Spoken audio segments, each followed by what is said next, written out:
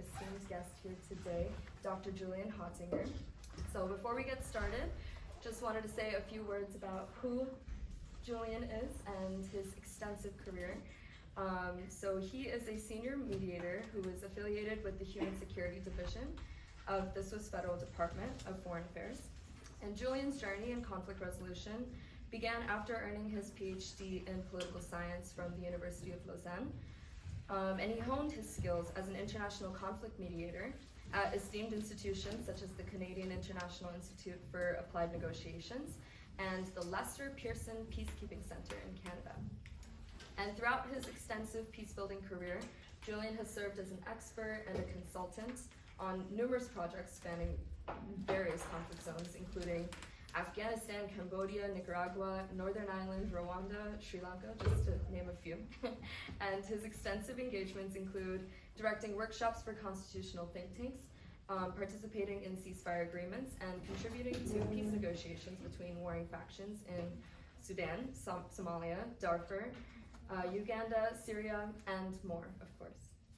Notably, his recent endeavors have focused on establishing negotiation processes and designing models for future talks in conflict-affected regions such as Mali, Colombia, and Myanmar.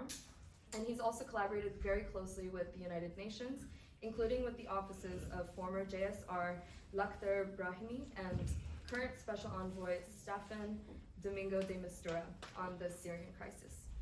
In addition to his various governmental affiliations, Julian has been an integral member of the International Standing Hostage Negotiation Team, contributing his expertise to various private sector initiatives. Retiring recently in 2023, Julian has undergone many strenuous changes, some of which everyone goes through, and those we will be talking about today. So please join us in welcoming Dr. Julian Thomas Hottinger as we delve into his personal experiences and insights in the field of conflict mediation.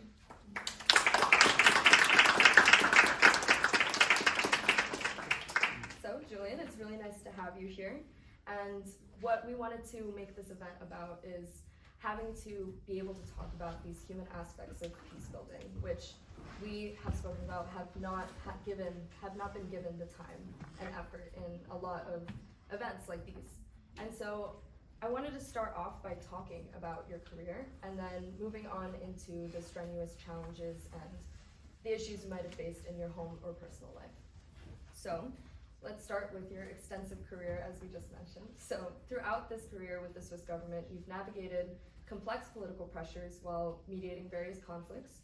Could you discuss a particularly challenging negotiation scenario and how you managed it, especially considering some of the haunting conflicts you've encountered, like the Joseph Kony situation that you mentioned in an article with the Uganda Lord's Resistance Army? Well, good afternoon. It's a pleasure to meet all of you and to be here. When you look back over 26, 27, 28 years, most pictures come back but confused. And so I'm not too sure if my memory of everything is 100% accurate.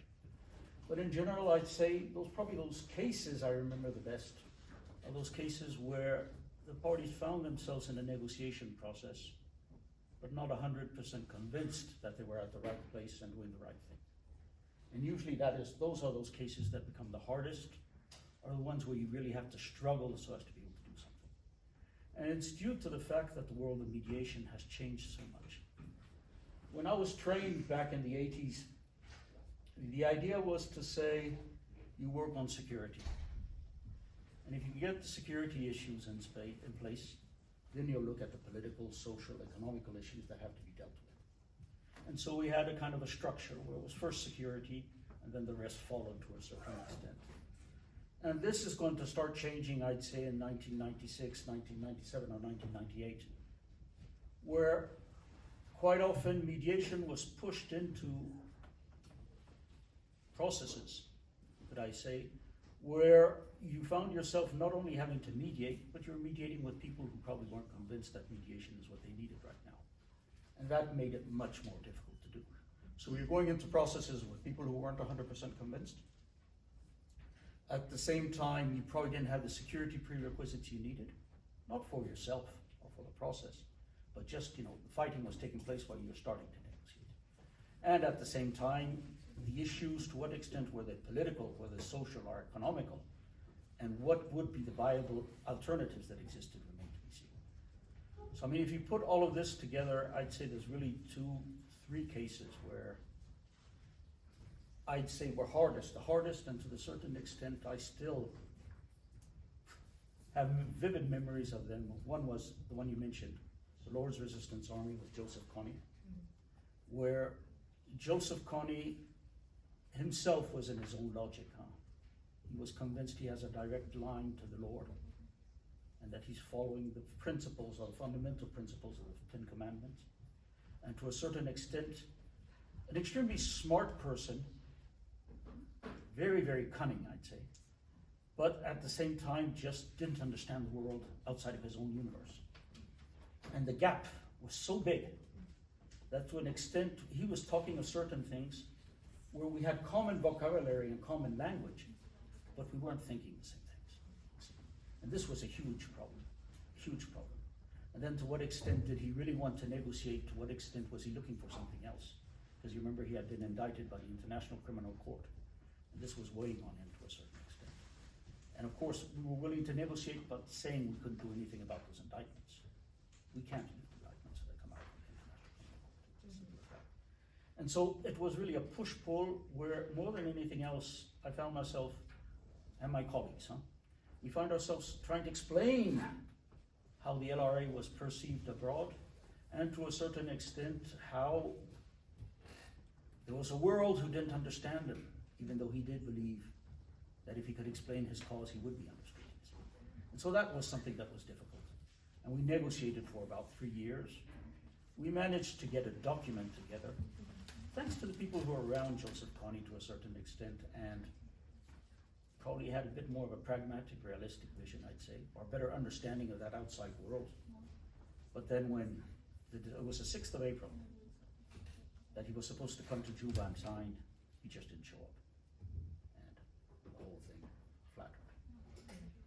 The second case was much harder, but I was much younger too, was Pol Pot in Cambodia, where the Pol Pot regime had been overthrown.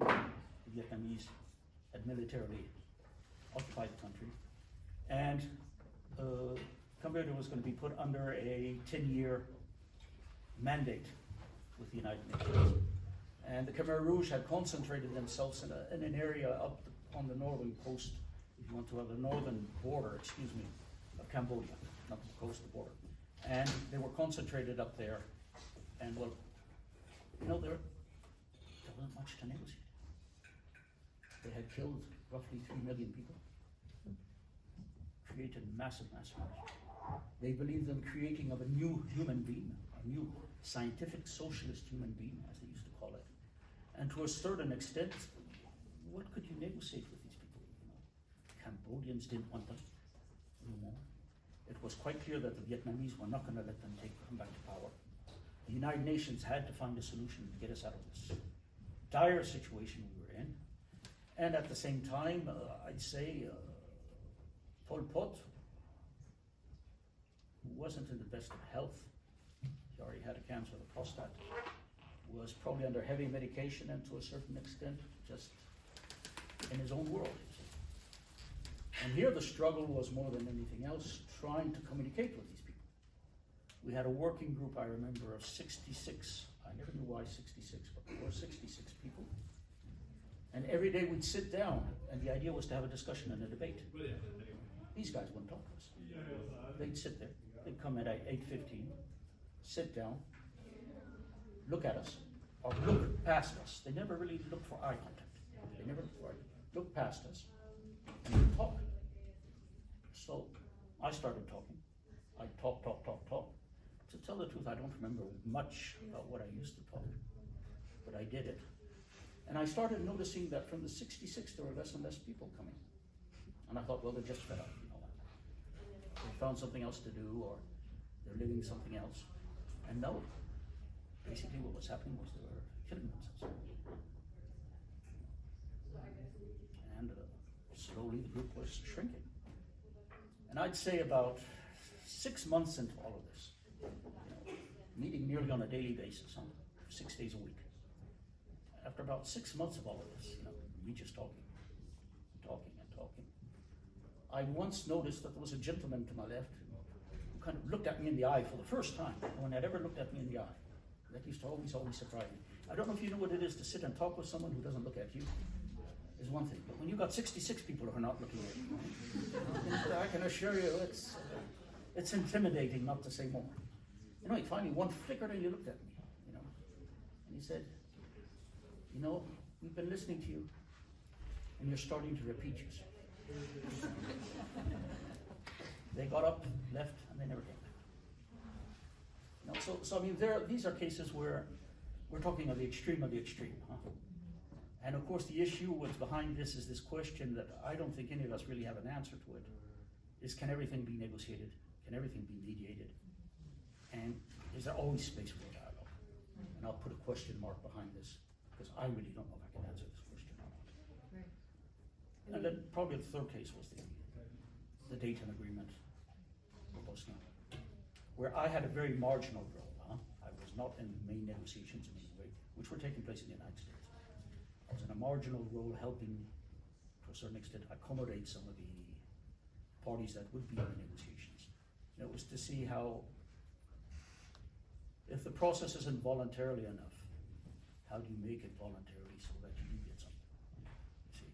And you get these kind of agreements that are very, very particular and very, very special, that we call in the mediation jargon patches.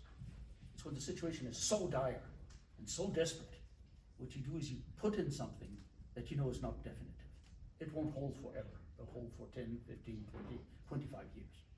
But you're able to pull those fighting forces apart and to a certain extent create a mechanism in which they can live, let me say in parallel.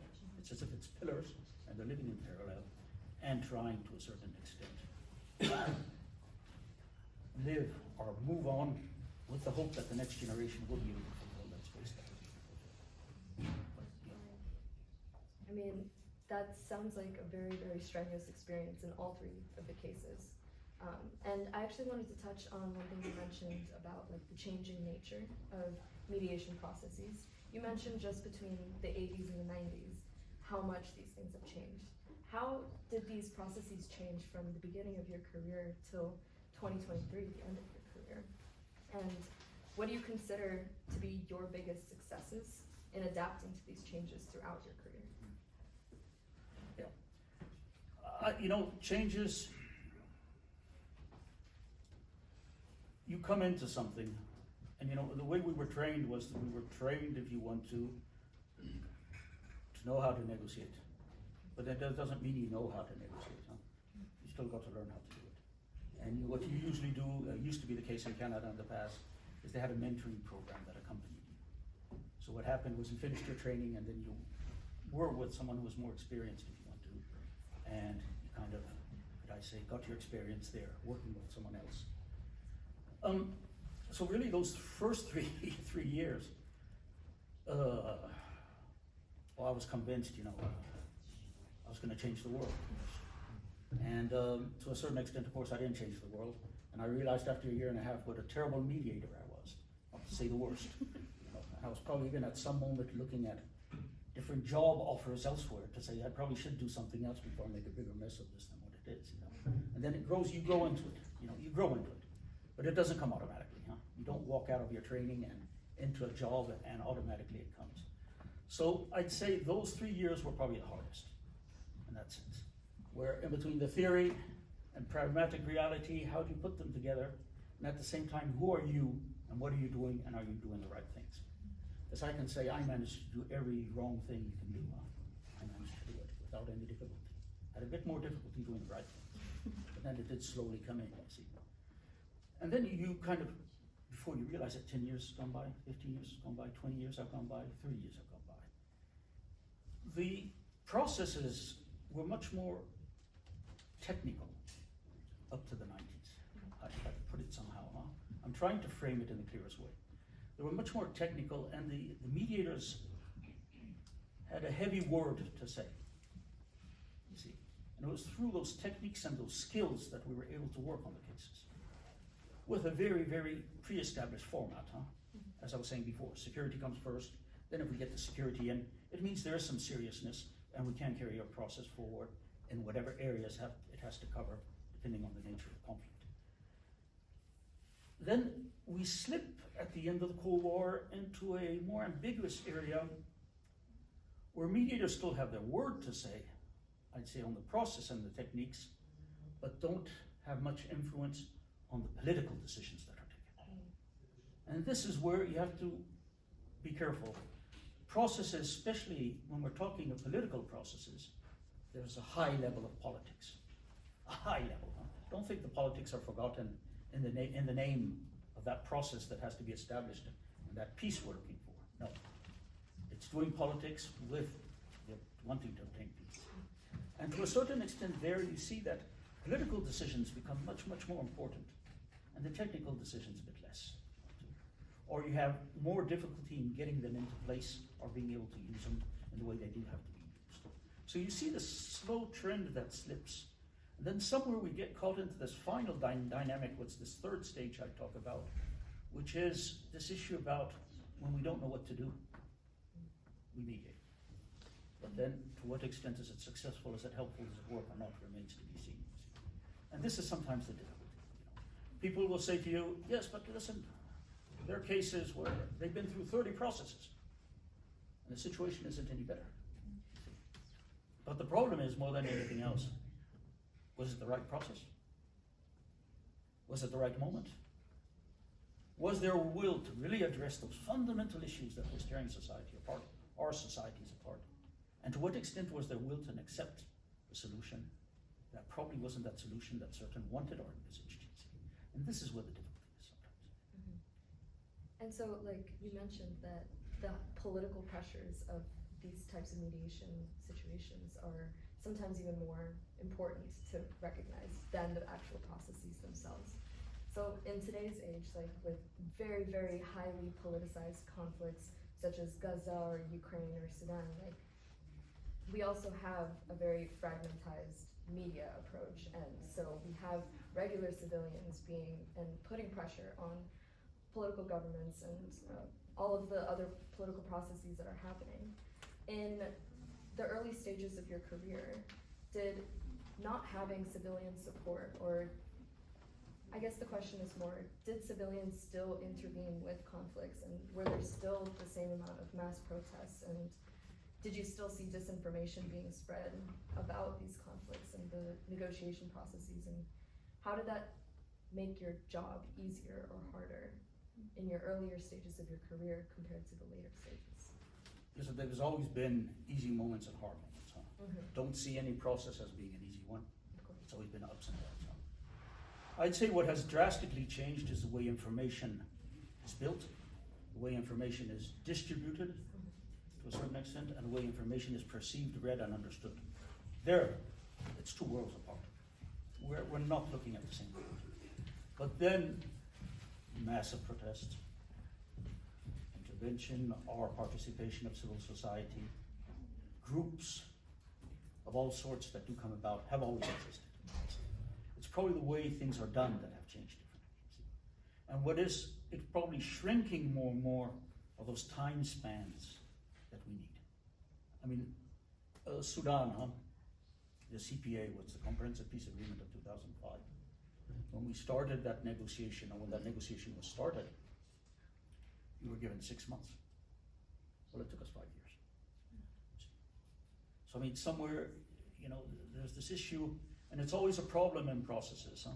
You're always looking to be able to make progress and show this progress, because it's on that basis that your process is going to survive. If you're starting to stagnate, or you're starting to go back, or to a certain extent you're not making any progress, there's always a potential risk that certain people will start saying, well, it's just not worth it, and stop. And this is the difficulty. This is quite often the difficulty. So you've got to get a process together.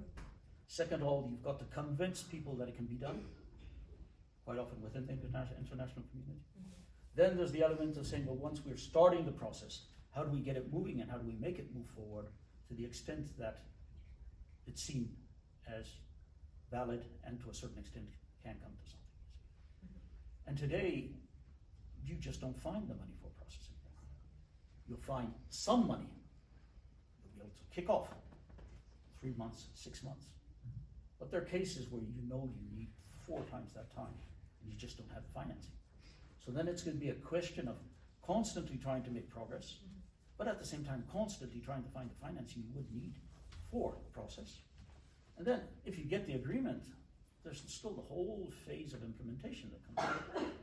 And the kind of money you need for implementation usually, my goodness, is nothing compared to the money you've had to use for negotiations. And so there are these difficulties that come about. But it would be unfair to say today, to a certain extent, things are more complicated. They're not. Some have to be done differently. And to a certain extent, what we lack is the time we need for things more than anything else. But problems, there's always been problems. And, Yeah. Thank you. Staying with like the difficulties and like the problems that you faced throughout your career, what do you think was like the biggest stressor throughout your career? Like you mentioned that money was an issue in some of the peace building processes, but also time. Like, is there something perhaps more personal to your own life that helped, or not helped, but like kind of put extra stress on your career? Oh, I think anyone who's been in a process or is a mediator knows that if for some reason the mediation collapses, those parties that are in conflict go back to their conflict, but to levels of violence we hadn't known before. And this is a huge pressure on you. My goodness, if I do something wrong, or we make a mistake, or this all for some reason or other collapses, usually it's a multiplicity of factors that make them collapse, it's not one. Then there's always the danger that they fall back into conflict, the fighting parties fall back into conflict, and at that moment the levels of violence are going to be through the roof. I'd say I go beyond saying stress you, it terrorizes you. It terrorizes you. And it's sometimes one of the factors where you're saying, well, this process, should we try starting it now or should we postpone it, hoping that we'll be in better circumstances or better cases to be able to do it a bit further down the path. But then we don't always decide. And so like I kind of wanted to delve with a little more of how you personally coped with this type of terror, as you mentioned it, because you mentioned in a article recently about how mediators suffer from what's called a crowded solitude or loneliness. I kind of wanted to see how that kind of fit in with these stressors that you experienced at work and what you would do in your own personal life to kind of combat these, and what you would do to cope. Well, recently I was talking with someone about stress. And he was saying, yeah, it's interesting to listen to you, Julian, but you've mediated all your life, and you've not worked in any other area. And what makes you think we don't suffer from the same stress in other jobs? And he was probably right, huh? That is true. You know, the problem, I'd say more than anything else, is you can't establish an agenda of work. You can't say tomorrow we're going to work on this, the day after we're going to do that. And then we're going to take 3 days to let the parties consult their constituencies, and then we're going to come back. Every single day is a mess. Every single day is a mess. What provokes the mess is different things at different times. And you've got to walk into a room where you've got a preset agenda, but at the same time you're never 100% sure you're going to be able to do what you want to do. So then you've got to have an alternative, and then you've got to have a third alternative just in case the first 2 ones don't work. And then you're always imagining how things are going to be, and it never corresponds to reality. And over the years it doesn't get any better, you see. So it becomes a situation where you get up in the morning, you eat breakfast, and that's about the only moment where you know roughly what is going to happen. From there on, the day is an open door day, and they say it can go in all directions. A lot of days go perfectly well, there's no problem whatsoever, and there are other days that are a bit harder. And then there's always the element also, it depends on the characteristics of the types of negotiations you're negotiating. Huh? We always say the nature of the conflict conditions the negotiations. But also sometimes we find ourselves in cases like we did in Sudan, where the fighting was still taking place and we were starting to negotiate. So then it's a question of what can you negotiate and how far can you go before that battlefield automatically is going to ruin or at least stop your process. And then you have to leave the process aside, address the issue of the violence, and then come back to the process. You see. So it's these kind of elements, I'd say, to a certain extent, that are hard to deal with or bring about stress. Now, mediators, we all have our personalities, our characteristics, and are different, and the way each one deals with this is probably different. I was talking in that article about crowded solitude in the sense that I always have to be careful with the negotiating parties to never show, to a certain extent, what I might think or what I might feel. And at the same time, also be careful with what I might say, as it could be used against me tomorrow. And at the same time, you've got to build trust. So you find yourself in a very ambiguous situation where you're not really, could I say, revealing yourself, but at the same time, you're asking them to trust you. And they're having difficulties trusting you because they say, but after all, we don't know the guy. He comes from a different culture, probably, comes from a different language background. He sees things differently. And then when we talk with him, he's always very careful with what he does talk, what doesn't talk about. And this, of course, makes things difficult. And usually the problem with crowded solitude is it grows into your life. You do it at work, you handle it at work, but then you find yourself you're doing it when you meet friends, when you're out at dinner, when you're with other people. And usually people are nice enough to not to say, well, what's the matter with this guy? But they must be thinking it to a certain extent. And then you could be invited to a barbecue with friends or stuff like that, and my friends are always nice. And they always ask the polite question, well, what did you do this week? But you've got a window of about 2 minutes to say the essential. Because it's so far from their world, or from my friend's who works in a bank's world, that to a certain extent, his span of attention is going to be limited. And he doesn't want to get pinned down in all those horrible details you might have to tell, which I wouldn't tell anyway because I don't talk about it. But you see, so you're kind of connected but disconnected. And it's an awkward situation. And usually there are two things that, should I say, ruin mediators or kill mediators or at least bring the end of the career of mediators. One is this problem of crowded solitude. And then the other element is the element what we call walking on a cliff. It's when you start taking risks because you don't measure the danger anymore.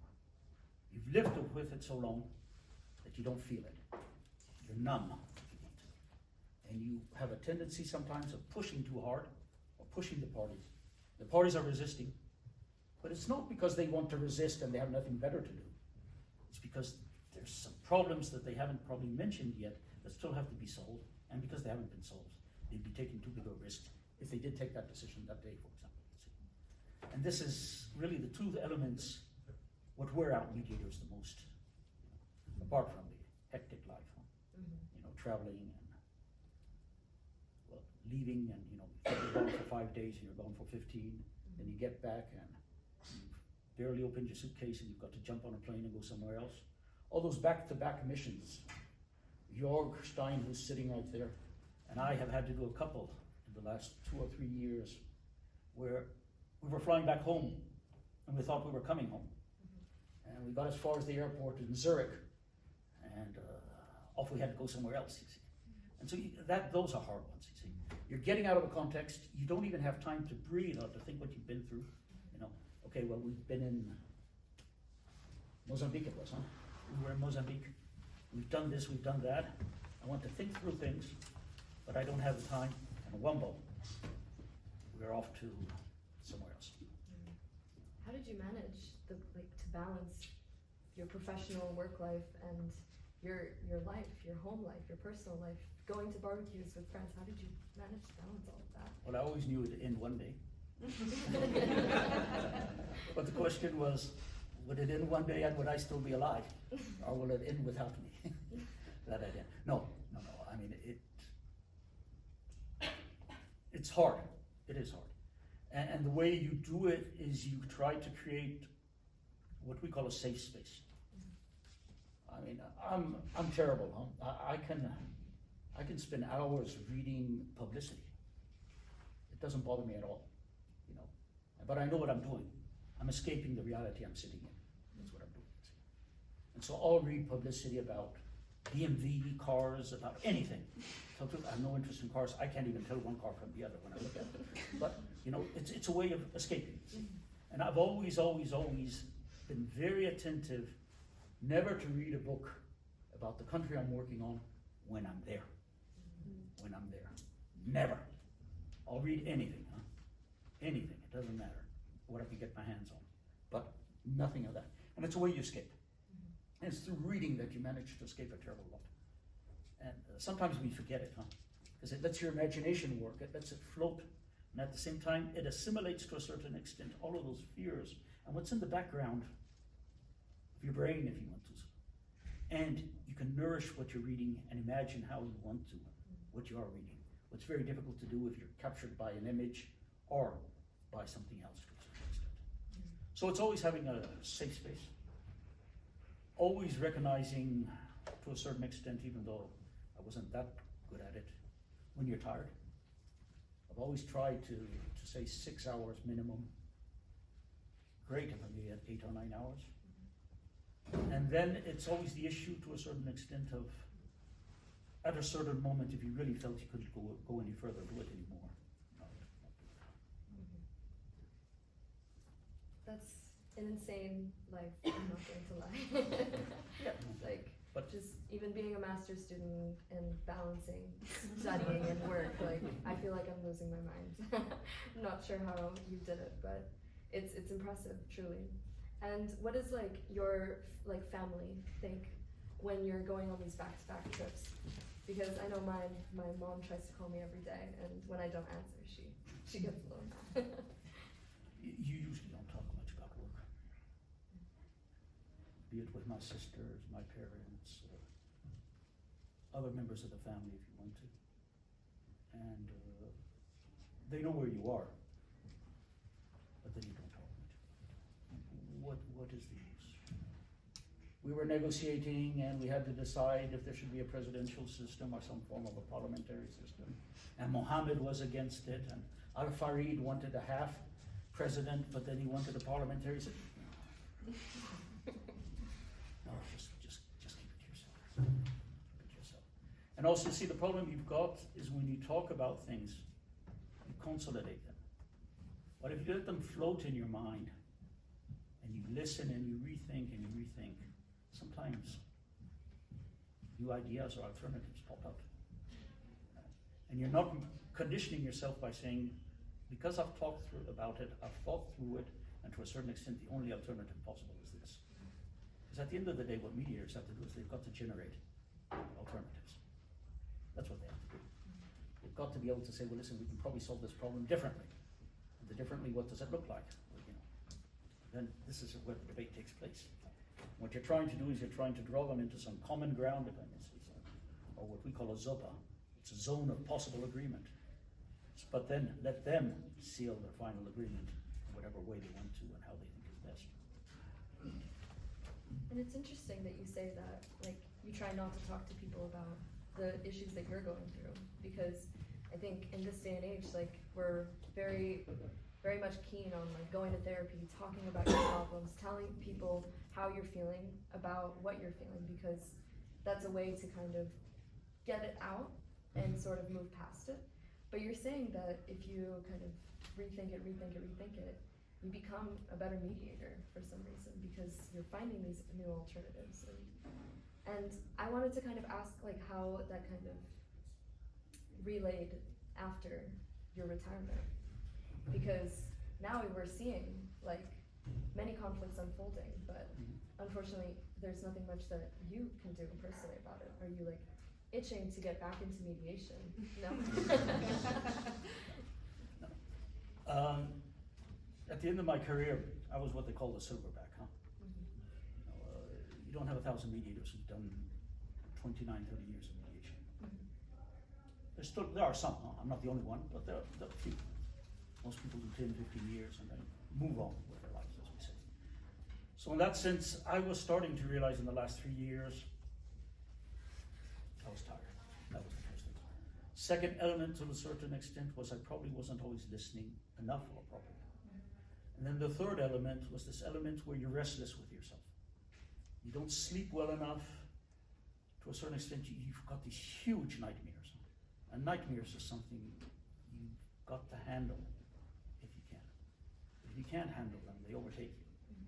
And at the same time, I was realizing that I just didn't have the, I wouldn't say it's not the physical force, but just the punch, the nerve that's needed to run on like this, you know. So, and then, you know, well, okay, I've done it for some number of years. I've done what I could. You've got to move aside, let other people step in and do the work. You know. It's a normal cycle, isn't it, to a certain extent, you know. And maybe they'll succeed on some things I didn't succeed. Maybe they won't succeed on other things where I did have some success. You never know. But at the same time, your time has come and you've got to move on. So I spend more time right now saying no, or trying to. I have to learn to do that, huh? I'm not an expert in that area yet. Of saying no to when I'm asked to, you know, Julian, can you just step in for 2 days and do this or that? No, you know. And I've got to be careful with that, you know, and that's probably where a lot of energy has gone into, I'd say, to a certain extent. And then the other element is just stop traveling. I don't want to find myself in these eternal 18, 24-hour trips, you know, where you need to take 3 planes and you sit in airports for 4 hours. And I mean, just the smell of an airport makes me sick. You know, I just can't take it anymore. You know. And so in that sense, you know, I kind of left with my heart in peace, I'd say. You know, and then York helped me leave too, you know, to a certain extent. And so, no, in that sense, no, it's fine. It's really a luxury to be able to sit back, you know, and think about things, and to a certain extent, probably do a bit of odds and ends. I do some training, but that's about all. No, that's great to hear, honestly. It's good to hear that we're finally reaching some level of peace, you know, within. Yeah. At this point, I would like to open up the floor to any questions that you guys may have. I have talked for too long, so. If anyone has any questions? Yes? Hi. Thank you very much, Julian. My name is Sarah. I'm with the Co-Initiative of Change Foundation. I'm curious, when you see mediation happening today, so like, for example, between Israel and Hamas, do you think to yourself, like, this is how you would do it, or do you feel like you want to provide advice, or do you feel like, I don't even want to touch that? So when you see current exits ongoing efforts these days, what does that do for you, or what do you want to do, or maybe you don't want to do anything? I'm curious to hear. Does one ever go out of go on retirement when you're a mediator, or is it something that you always think about? You probably don't. You're right in saying it. I read the press, talk to some colleagues who are involved in different cases, without doubt, and to a certain extent, find myself sometimes saying, "Oh, this is surprising. I wouldn't have done it," or "Oh, this is surprising. I hadn't thought of it." And there's probably a lot more of that than anything else. But at the same time, with a question in the background, and you know, there's a moment for negotiations and mediation. And in some of these cases, we're just not there yet. Now, don't ask me, Julian, is it 6 weeks, 3 months, or 2 years? I don't have much for this. But just the feeling is we're not there yet, you see. So it's interesting to see how they're paving the road, because this is what they're doing, is they're paving the road so as to get there, if I may say so. And at the same time, trying to get the situation to be what we call mature enough, or ripened enough, if you want to use the expression that's commonly known. You see. So in that sense, a curiosity. But I never say or think, well, if I was there, I'd do it this way. No.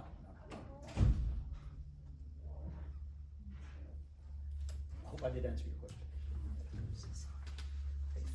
Yeah, also thank you very much from my side. My name is Alex. I work for Chile Water here around the corner. Mm-hmm. And my question would be, you talked about the timing of mediation as a very important factor. When we look at Ukraine, for instance, at the moment, parties to conflict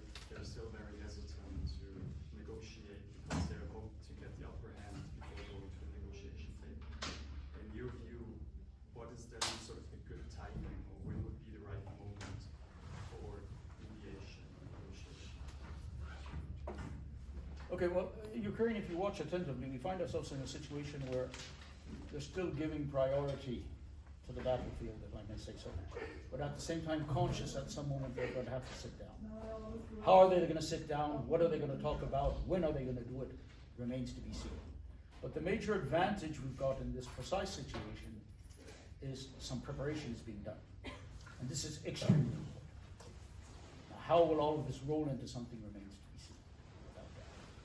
It's quite possible that we find ourselves from a military point of view, right, in a logic where there will be a major offensive still. And it's after that major offensive that we'll have to start looking at some way of mending bridges, building some confidence, and somewhere trying to get some form of a process on the ground. But then, how long is that going to exactly take? And then the problem more than anything else is, the problem, the ceasefire, just to give you an example in Ukraine, is not that difficult to establish. It's a conventional conflict to a certain extent. There are models that exist. Some of those models would correspond perfectly to what is needed here. It's the question of what about the midterm, the long term? And this is what's the difficulty is here. It goes well beyond Ukraine.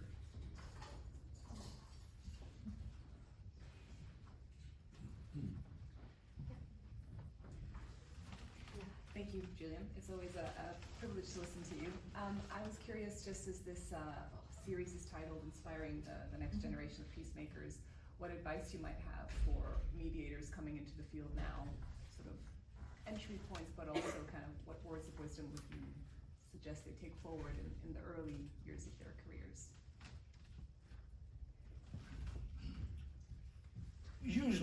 I usually say three things. First is patience. And then the second element to a certain is the element of never do to others what you don't want them to do to you. And I think that's important. Sometimes people believe, especially in young mediators, sometimes they believe that they're tricks. There are these things we can do. We can get this. It always backfires. Will it backfire today, tomorrow, or the day after remains to be seen. And then the third element is the element of listen.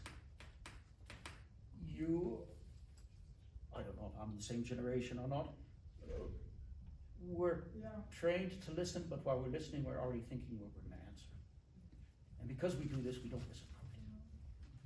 And quite often, 60% of the work of a mediator is to shut up and listen. And listen properly.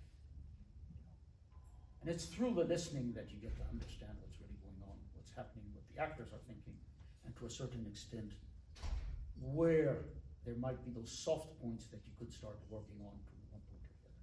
But we just don't listen. We just don't listen.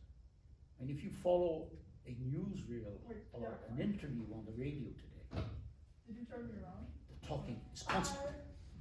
It's constant. And sometimes it's not only 2 people, 3 or 4 people. And you're supposed to understand what's going on. But it's impossible. So you grasp the words, but you don't grasp the sense. And I was listening to someone recently about Gaza. And this person, they were asking, well, what could be the solutions? Or how would you see the solutions on the midterm? If it's not 2 states, what could we be looking at as an alternative or possibility? And this person was answering the question. He was saying it. But because they weren't listening. They didn't hear it. See? This is quite often the problem with the project. And now I don't know if I should say Westerners, I don't know if I should say European culture, I don't know what I should say. But to a certain extent, we're extremely, extremely bad listeners. Very bad, very bad. We can absorb information coming from 3 sources at the same time, but do we really understand it? And that's the difficulty young mediators quite often, I'd say, when they get into the job, more than anything else is, how do you get them to listen properly? And people I've had to mentor years back, it's quite often been this issue. It's the issue of, now, what did she say? Blah, blah, blah. No. What did she say? You didn't listen. But it's hard to say more than this for the very simple reason that the world of mediation, like the rest of the world, is changing. And what direction exactly is hard to say. Let's change it. Mediation, I think, has gotten to the limits of what it can give. and it has to change in some ways or other. Now, some people say it has to be totally overhauled or redone. Others say no, it demands certain transformations. What are those transformations? But we're in a bit of a mediation crisis, in the sense that we're looking for this mediation, or expecting it to fulfill certain tasks that it can't fulfill. And at the same time, not too clear how to get it back on track so that it would be able to fulfill enough so as to be able to say it's a valid tool in which we can continue moving forward. We'll manage. That isn't the problem. But there is this dynamic that's taking place. Now, you know, we've got different kinds of models of processes. We used to table on kind of a model of process as a generic form, and then how did we use it in each case was different. Today, you've got 5 or 6 different models, if you want to. Those 5 or 6 different models, you use them according to the nature of conflicts you're confronted with, but at the same time, according to the results or the objectives you want to attain in the process. But you see, you build the process on the objectives, but no one ever talks about the objectives. Has anyone ever explained what the objectives were in Burundi? In the peace process? No. Has anyone ever explained what was the objectives of the process in between Serbia and Kosovo? Recognition of Kosovo as the result, but is it the objectives? See? And this is quite often the problem. We're talking about processes, but we don't even know what the objectives are. And people say to you, Julian, you did something in Liberia, why didn't you do that in Sierra Leone? Well, the objectives in Sierra Leone were not the same as in Liberia. It was something totally different. I think we have time for one more question. Always, when someone talks about processes, ask them what the objective of the process is. Always. Sorry. And I'll I stop didn't it. mean to cut you off. I'll stop it. No, okay, actually I see 2 hands, so I'll take both of the questions, and then maybe you can answer them together. Okay. Yeah. Thank you very much for being generous with the questions. Ian Saffron, I'm a practicing lawyer with some experience in mediation. It always strikes me in a mediation context how much there's a human dimension to what ends up happening. You know, it's a commercial dispute, it's a state-to-state trade dispute or something, but then it comes down to who likes whom or who's been offended by something. Is it the same in the kind of high-stakes political peace mediations that you've encountered? I mean, what's the balance between the political and the human? Do you want to take the second question? Or? Yes, let's take the second question. Thank you so much. That was really interesting. I wanted to ask, in a time of a lot of intractable conflicts and proxy wars and sort of shifting or multipolarized geopolitics, let's say, how do mediators discern who should get to be around the table, or how you broaden that table?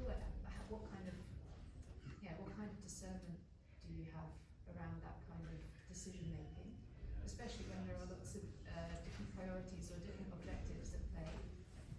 And maybe if I could just ask one other small question. I was really interested in what you said about reading, and is reading just a sort of a point of escape for you, or do you also take inspiration from it, or is it, you know, just purely somewhere you can let your brain switch off? The dynamics.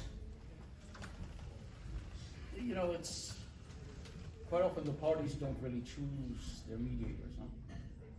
They are to a certain extent either suggested or recommended, or they've heard of you and that's why they want you. And you kind of step in as the Swiss expert, if I may say something.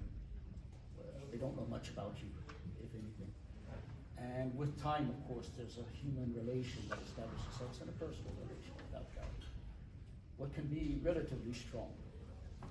But at the same time, you're always conscious that today they have to stab you in the back for some reason. They'll do it. So you have to be careful. And then the other element is the element to a certain extent is that you know people in exceptional situations, which is a negotiation in itself. But then outside of the negotiation, or once the negotiation is over, everyone kind of sinks back into their life. And will these relations continue or not continue is not. So the human factor is extremely important. Extremely important. That's one of the reasons why we usually say when a mediator starts a process, we try to keep them in the team as long as possible. because the parties grow used to them, and at the same time they get to understand the partner. You do have processes where you end up being the wrong man or the wrong woman at the wrong place for the wrong thing at the wrong time. That happens. It's only happened to me twice in my life. It's tough. It's walking into a room, and you just see they're looking at you and they're thinking, oh damn it, he hasn't dropped dead last night. And I'm looking at them and I'm thinking, oh damn it, they haven't gone home. You know? And the chemistry just doesn't work. You can't get the chemistry. You struggle. You try every single step you know on how to do it, and it doesn't work. There you've got to be wise enough to step back. See the chief mediator and just explain, you're the wrong person. And one of the cases where it happened to me, the person who replaced me did a great job. It was just the chemistry didn't work. Now that's a difficult situation. Because at the beginning, don't forget mediation processes. You know this as well as I do. It's a lot of fighting. It's a lot of fighting. They're not into the mood of really negotiating yet. They're throwing positions at each other, or to a certain extent they are, finger pointing. And then how do you handle it until they get used to you, and then how do you move on? So, yes, the human factor is important. And we were recently in a case right before I retired where the parties thanked Julian, who was me, and at the same time they thanked Sweden, meaning Julian was Switzerland. But anyway, it doesn't matter. So, anyway, there was some diplomatic ironing to do after.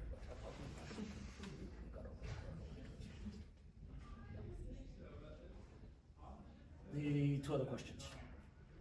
Let me start with the reading. The reading is a way of escaping. There's no doubt about it. And as I said before, you want to read stuff that doesn't have anything to do with what you're doing at that present moment, so as to be able to escape, or at least let your imagination float to a certain extent. It's also a desperate way of saying, I'm not getting drawn into all of this. I work on it. I've got to help these guys. We've got to find a solution, or solutions. But to a certain extent, there's something else out there. You see, there's a world out there that I can't forget or shouldn't forget. It helps me keep that balance. And the preceding question was? How do you discern who gets to be around the table? Now we're going into the issue of inclusivity. Huh? Mediators live off of 5 things. What are the objectives of the process? According to those objectives, who do we need at the table? We have many events. What is going to be the method of work? What is going to be the time frame? And how are we going to get this thing financed and monitored?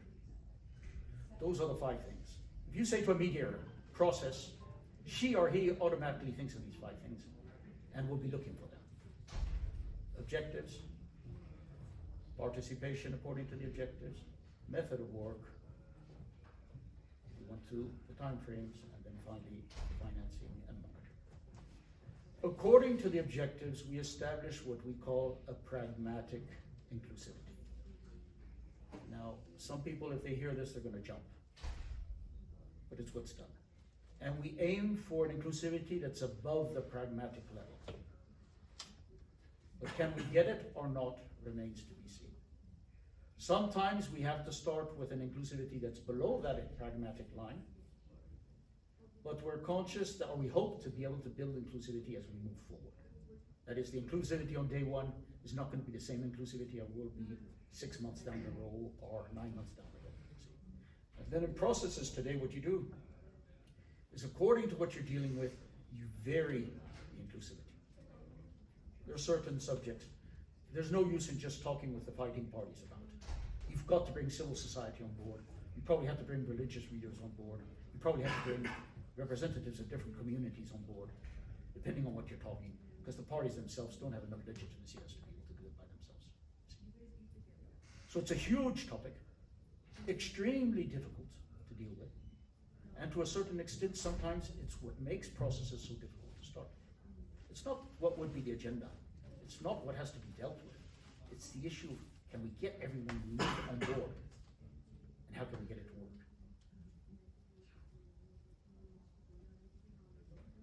That's inclusivity resumed in 30 seconds.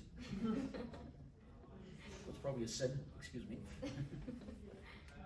Well, I know you guys probably have some more questions for Julian here. So we do have an amazing apéro set up right behind you all with free drinks, free snacks. So please help yourself to it as Julian will stick around and answer any more questions that you guys have. But thank you all so much for coming. Thank you, Julian, for coming. Thank you for inviting me. And yeah, please enjoy the apéro. Thank you.